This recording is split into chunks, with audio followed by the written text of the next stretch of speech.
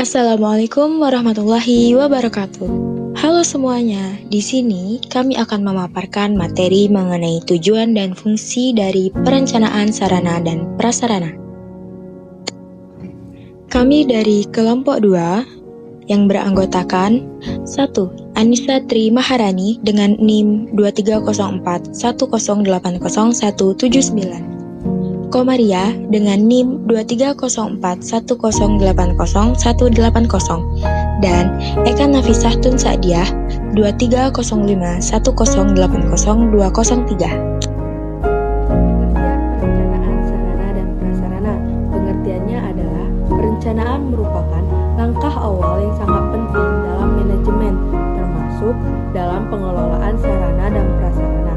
Secara umum, perencanaan tak dapat dipahami sebagai proses yang dilakukan secara sistematis untuk menentukan arah kebijakan dan langkah yang akan ditempuh di masa depan. Selanjutnya, tujuan perencanaan sarana dan prasarana adalah mengoptimalisasi penggunaan anggaran, serta meningkatkan efisiensi dan produktivitas, menjamin kelangsungan kegiatan operasional, mewujudkan lingkungan yang aman dan nyaman, dan memperkirakan kebutuhan di masa depan yang akan mendatang.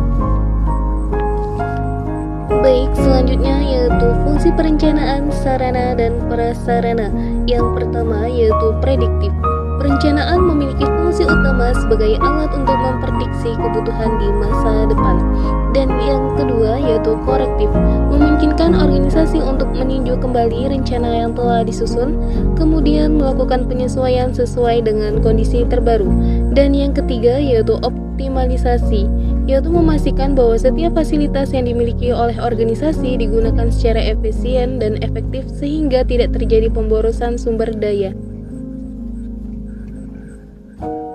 Yang keempat, kontrol, yaitu mengawasi agar proses pengadaan dan penggunaan fasilitas berjalan sesuai dengan kebijakan, anggaran, dan target yang telah ditetapkan. Dan yang kelima yaitu integrasi, yaitu memastikan bahwa perencanaan sarana dan prasarana selaras dengan rencana strategis organisasi secara menyeluruh. Tahapan dalam perencanaan sarana dan prasarana.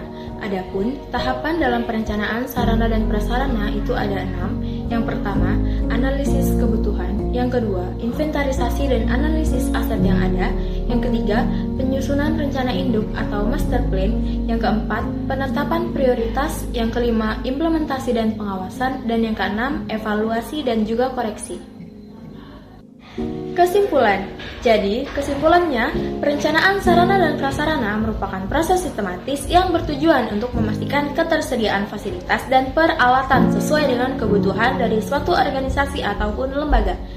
Tujuan dari perencanaan sarana dan prasarana itu meliputi optimalisasi penggunaan anggaran, peningkatan efisiensi dan produktivitas, menjamin kelangsungan operasional, menciptakan lingkungan yang aman dan nyaman, serta memperkirakan kebutuhan di masa yang akan mendatang.